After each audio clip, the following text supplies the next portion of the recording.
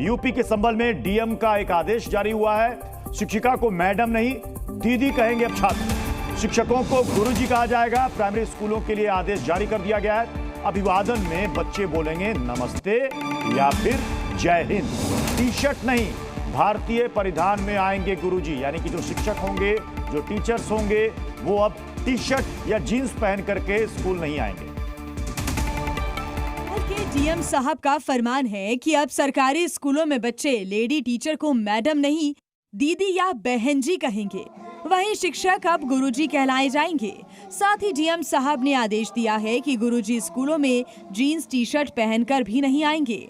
जो हमारे विद्यालय हैं उसमें भारतीय संस्कृति या जो परंपराएं हमारी रही हैं वो बच्चों तक पहुंचे, उसी के क्रम में ये आदेश, उनका निर्देश था कि जो पुरातन संस्था में टीचर्स को इतना सम्मान दिया जाता था, उसी के लिए कि हमें अध्यापकों को दीदी या बहन जी कहा जाए और शिक्षकों को गुरुजी कहा जाए। इससे बच्चों के भी मन में एक जो सम्मान है शिक्षकों का वो शायद थोड़ा बढ़े, ये उद्देश्य रहा है सर का।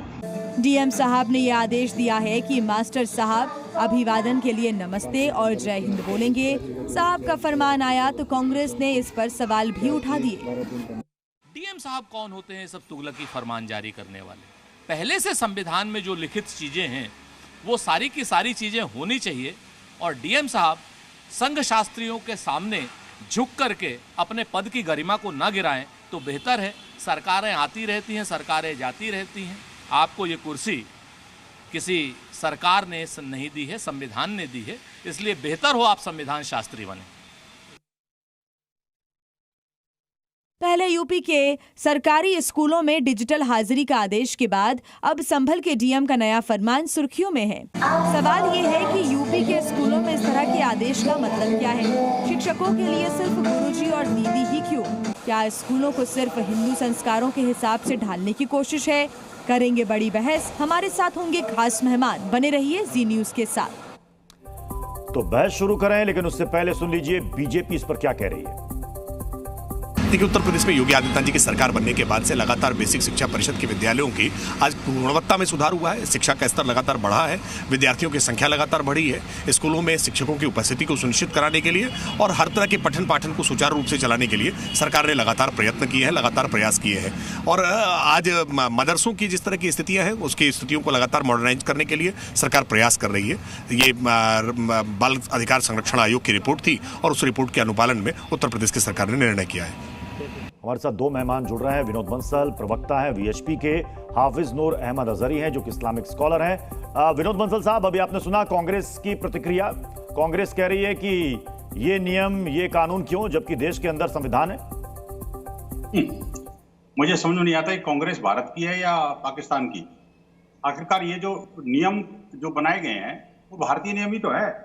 इसमें कौन से नियम की अवहेलना हो रही है, मैं कांग्रेस से पूछना चाहता हूँ। आखिरकार संविधान में कौन से संविधान में लिखा हुआ है? एक तो पाकिस्तान का संविधान पढ़ लिया उन्होंने क्या, कि टीचर को गुरुजी कहना मना है वहां पर, या कोई अपने इसको अध्यापक को कोई दीदी नहीं कह सकते या उसको गुरुजी नहीं कह सकते। मुझे लगता है ये जो संस्कृति का विरोध करना कांग्रेस की एक मानसिकता बन गई है।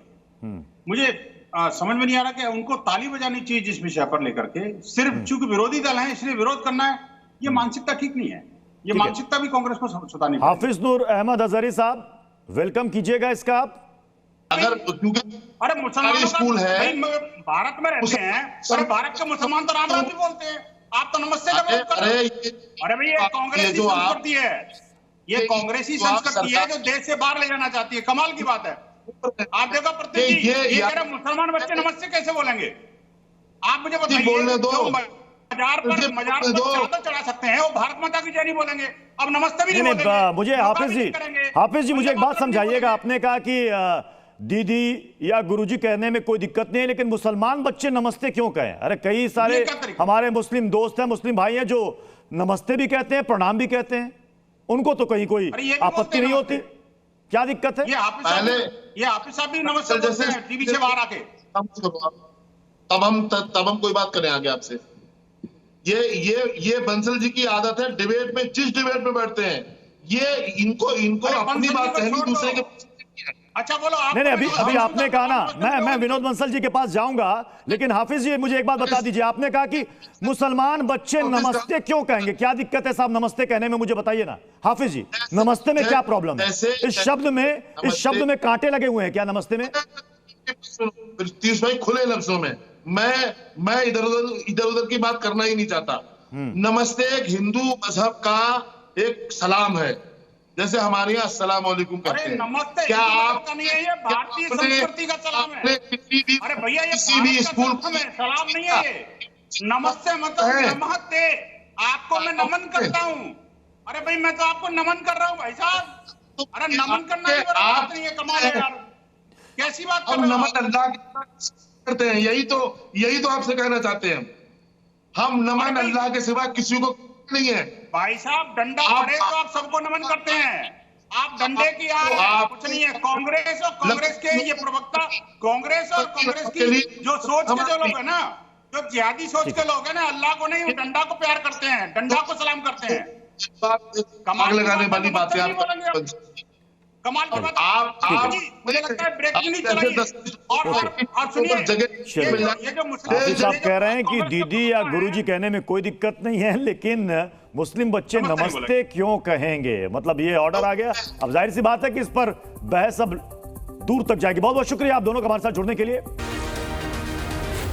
जी न्यूज़।